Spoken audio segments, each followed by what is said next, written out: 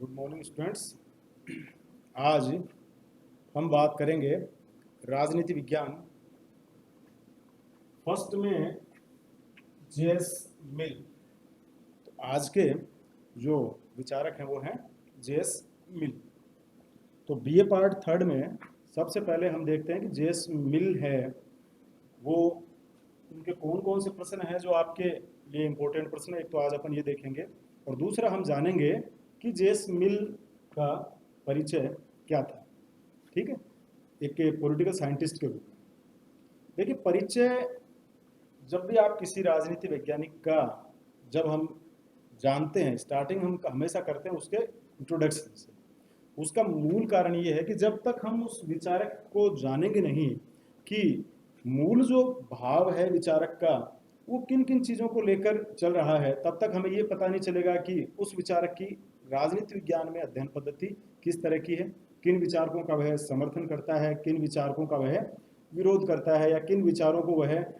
अपनी तरफ से देता है। तो जेएस मिल की यदि हम बात करें तो आपने सुना होगा कि जेएस मिल को उपयोगितावादी अंतिम विचारक के रूप में कहते हैं और व्यक्तिवादी प्रथम विचारक, जो व्यक्तिवाद का प्रथम विचारक और उपयोगितावाद का अंतिम विचारक के रूप में भी इनको जाना जाता है राजनीति विज्ञान में। तो एक उदारवादी जो दृष्टिकोण है वो जेएस मिल का रहा है जूनियर। और आप यहाँ ध्यान रखना कि जेएस मिल के फादर भी पॉलिटिकल साइंटिस्ट हैं, जेम्स मिल, जिनकी भी हम बात करते हैं। तो जेम्स मिल और जेएस मिल, तो यहाँ आपके जो सिलेबस में है वो है जेएस मिल। ठीक है, तो जेएस मिल का जो जन्म है वो लंदन में हुआ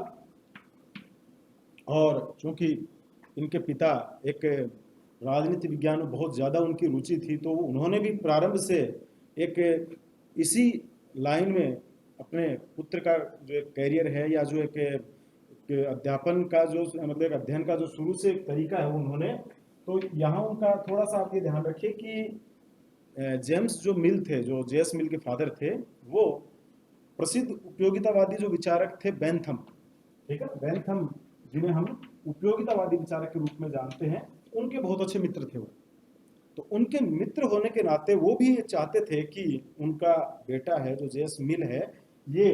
बेंथम से एजुकेशन ले, और बेंथम की शिक्षा के आधार पे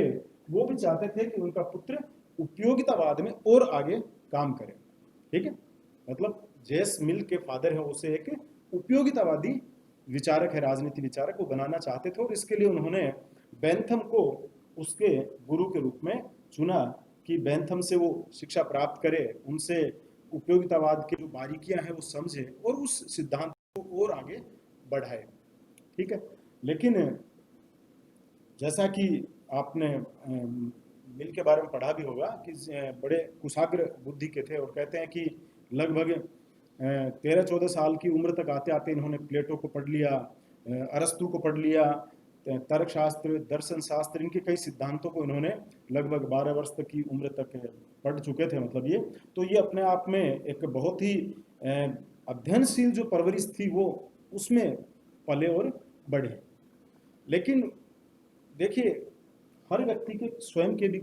मूल्य होते हैं, और जो जेएस मिल है इनके लिए भी वही चीज़ लागू हुई कि यद्यपि इनको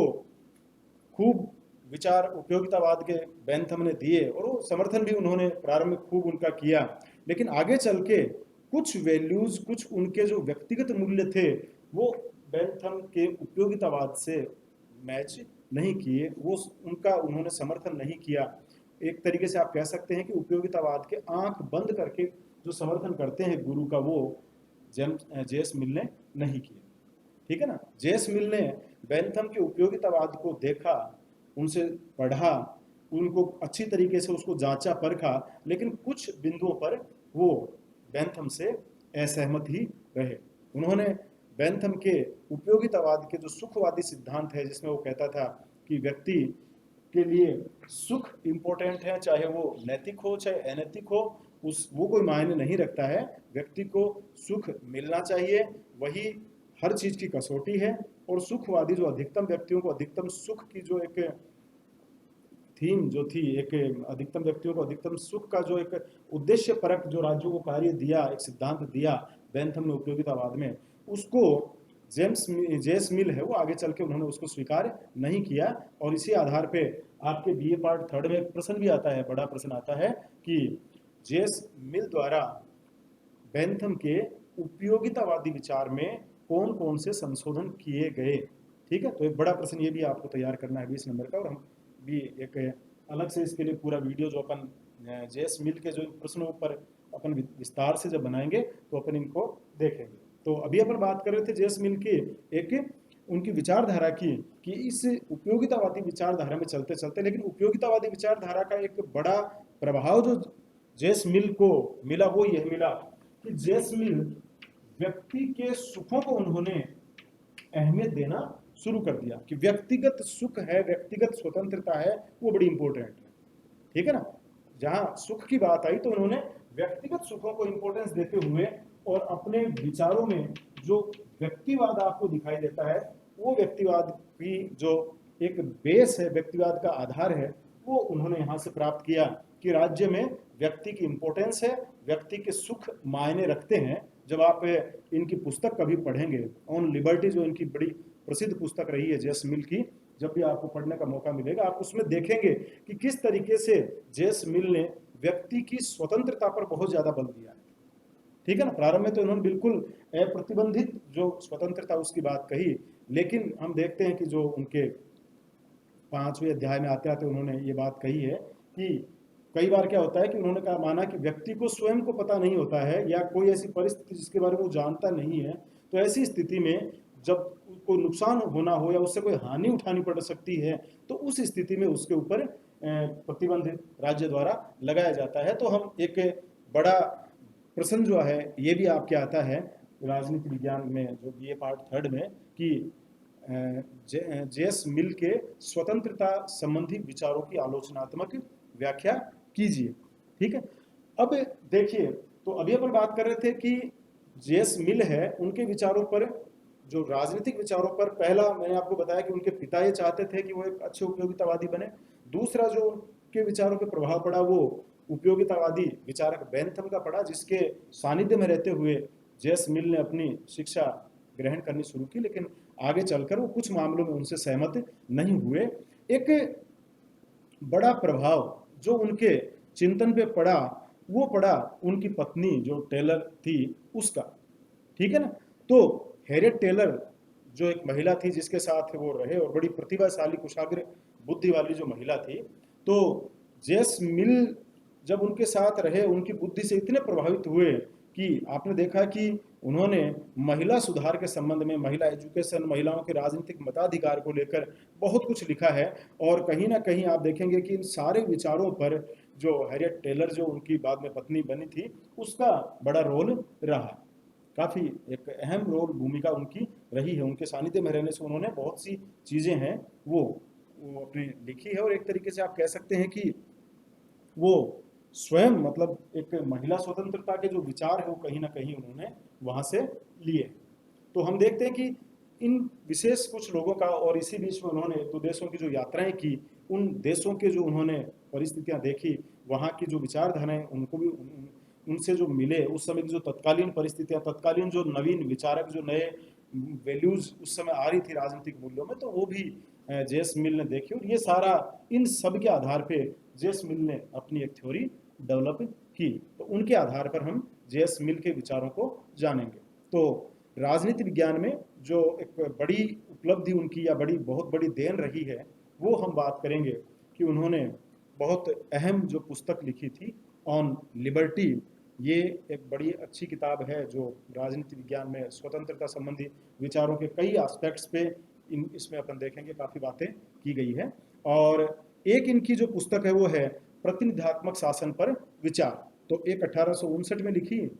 और दूसरी उन्होंने 1860 में लिखी, और दोनों ही पुस्तकें हैं वो राजनीति विज्ञान की एक महत्वपूर्ण निधि के रूप में आज हम देख सकते हैं। ठीक है ना, तो जो दूसरी पुस्तक उन्होंने लिखी थी कंसिडरेशन ऑफ रिप्रेजेंटेटिव गवर्नमेंट के ऊपर जो उन्होंने लिखा था, कंसिडरेशन ऑफ रिप्रेजेंटेटिव गवर्नमेंट, उसके ऊपर भी उन्होंने काफ़ी जो बुक लिखी उसमें भी उन्होंने जो प्रजातंत्र को एक अच्छी प्रणाली, यद्यपि मिल का मानना था कि प्रत्यक्ष प्रजातंत्र एक बेहतरीन प्रणाली है, लेकिन वर्तमान जो राष्ट्र हैं, जो बड़े राष्ट्र हैं, उनमें ये प्रणाली लागू करना संभव नहीं है। इसलिए उन्होंने बाद में प्रतिनिधित्वक शासन प्रणाली को उसका बेहतरीन विकल्प मानते हुए उसका समर्थन किया। लेकिन साथ ही प्रतिनिधि जब चुने, उस समय किन व्यक्तियों के मतों को मूल्य देना चाहिए, किस प्रकार से जो अल्पसंख्यक वर्ग है उनकी अधिकारों की रक्षा हो, किस प्रकार महिलाएं हैं उनके अधिकारों की रक्षा राजनीति विज्ञान में की जाए, इन पर भी जो राज्य में की जाए, इन सब पर भी उन्होंने अपने विचार लिखे हैं। तो हम देखेंगे, हम इन विचारों को बड़े विस्तार से हम देखेंगे। लेकिन आपके अब अपन बात करते हैं अपन, तो ये एक सामान्य जो परिचय है जेएस मिल का। आगे चल के जेएस मिल यहाँ ईस्ट इंडिया कंपनी में भी उन्होंने कुछ समय काम किया था, और ईस्ट इंडिया में काम करने के बाद में वहाँ से उन्होंने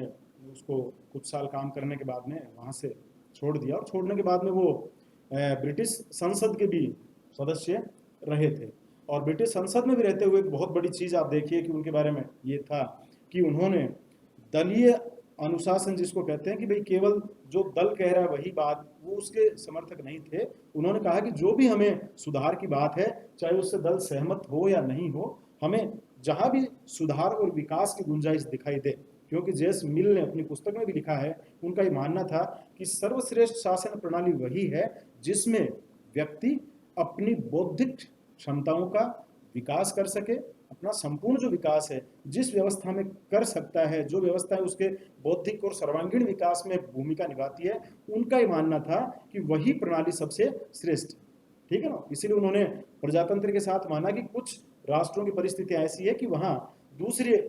जो प्रणालियां हैं वो भी सक्सेस थी। उन्होंने माना कि जिस तरीके से भी, किसी भी तरीके से, लेकिन मूल लक्ष्य है जो किसी भी शासन व्यवस्था का, वो है व्यक्ति की बौद्धिक क्षमताओं का विकास करना, व्यक्ति का सर्वांगीण विकास करना। ये उनका एक मुख्य जो लक्ष्य, जो उन्होंने मुख्य उद्देश्य था। और इसी उद्देश्य पे काम करते हुए जब उन्हें ब्रिटिश पार्लियामेंट में मेंबर बनाया गया, तो उन्होंने विशेष रूप से, आप देखें कि उस समय भी मजदूर वर्ग है, ये वहाँ जितने भी इस तरह के जो वर्ग थे, उन वर्गों के बारे में, महिला सुधारों के बारे में, जो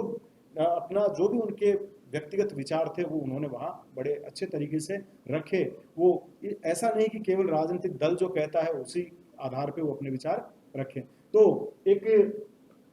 विभाग जिसको आप कह सकते हैं कि जो उनको लगता था कि एक राष्ट्र के निर्माण में जिन जिन चीज़ों को लागू करना आवश्यक है, वो बातें उन्होंने बड़े निर्भीक तरीके से अपनी जहाँ भी उनको अवसर मिला वो उन्होंने रखी है, और उसी आधार पे उन्होंने अपनी जो बुक है ये भी लिखी है।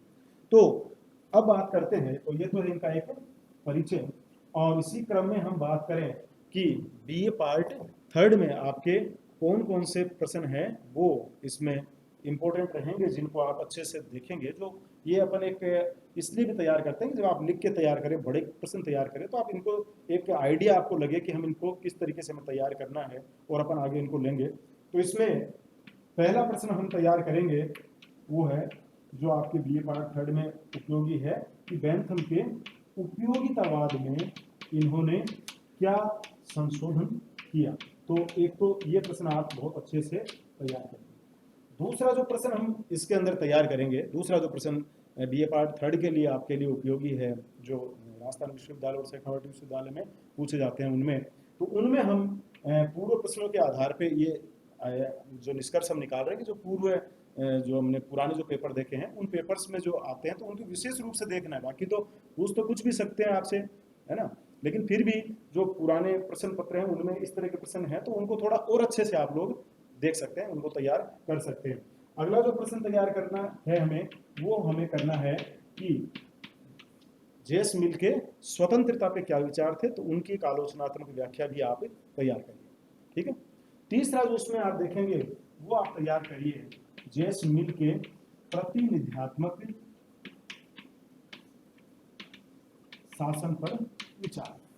प्रतिनिध्यात्मक शासन के बारे में जेएस मिल क्या कहते हैं कि रिप्रेजेंटेटिव गवर्नमेंट में जो मतों का जो अधिकार है वो कैसे मिलना चाहिए, किस तरीके से मिलना चाहिए, किसको मिलना चाहिए, क्या सबको समान मिलना चाहिए, ठीक है, या नहीं मिलना चाहिए, कुछ लोगों के मतों का मूल्य ज़्यादा होना चाहिए। तो ये हम देखेंगे किस प्रकार उन्होंने जो बुद्धिजीवी वर्ग है उसके लिए एक अलग मतों के मूल्य की बात की है। ये तो प्रतिनिधित्मक शासन प्रणाली। और एक हम इनका छोटा क्वेश्चन कई बार आ जाता है कि जेस मिल के राज्य पर विचार लिखिए। तो राज्य पर विचार हम देखेंगे। तो कुल मिला के आपको इस तरीके से ये 4-5 प्रश्न जो है इनको एक बेहतरीन तरीके से आपको राइटिंग लिख लिख के इसको अच्छे से तैयार करना है। और इनकी मूल पुस्तक भी आपको आजकल सारे साधन है आप लोगों के पास, तो आप उसको भी पढ़ सकते हैं। जो आपको जिन पे ई लाइब्रेरी वगैरह जो होती है इन पे ये पुस्तकें आपको इजी अवेलेबल हो जाती हैं, तो आप इनको मूल पुस्तक भी आप पढ़िए, ठीक है। तो नेक्स्ट हम वीडियो में जो बात करेंगे वो बात करेंगे जेस मिल के बेंथम द्वारा बताए गए उपयोगितावादी सिद्धांत में क्या क्या संशोधन जेस मिल करते हैं, ठीक है। ओके।